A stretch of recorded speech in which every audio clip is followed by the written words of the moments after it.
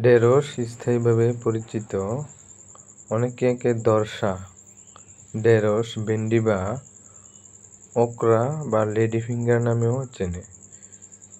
একটি পরিচিত সবজি যা আমাদের খাদ্য তালিকায় পুষ্টিগুণে ভরপুর। ঢেঁড়স একটি গ্রীষ্মকালীন ও বর্ষাকালীন মৌসুমী সবজি।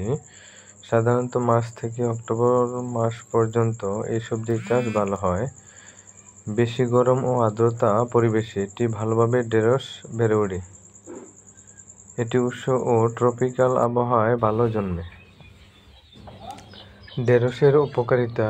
পয়েন্ট নাম্বার 1, হজম শক্তি বাড়ায়। ঢেঁড়সে রয়েছে উচ্চমাত্রায় ফাইবার, যা হজমে সহায়তা করে এবং কোষ্ঠকাঠিন্য দূর করে। পয়েন্ট নাম্বার 2, রক্তে সুগার নিয়ন্ত্রণে সহায়ক। এতে থাকা ফাইবার ও ইনসুলিন জাতীয় উপাদান ডায়াবেটিস রোগীদের জন্য উপকারী।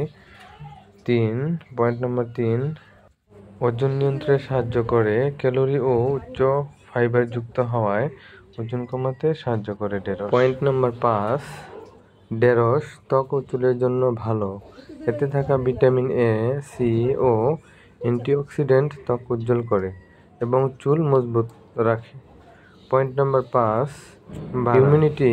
ভিটামিন সি ও অন্যান্য খনিজ উপাদান রোগ প্রতিরোধ ক্ষমতা বাড়াতে সাহায্য করে। পয়েন্ট নাম্বার 6, হার্টের স্বাস্থ্য রক্ষা করে ঢেঁড়স। ঢেঁড়সে থাকা মিউসিলেজ ও ফাইবার রক্তে কোলেস্টেরল কমাতে সাহায্য করে।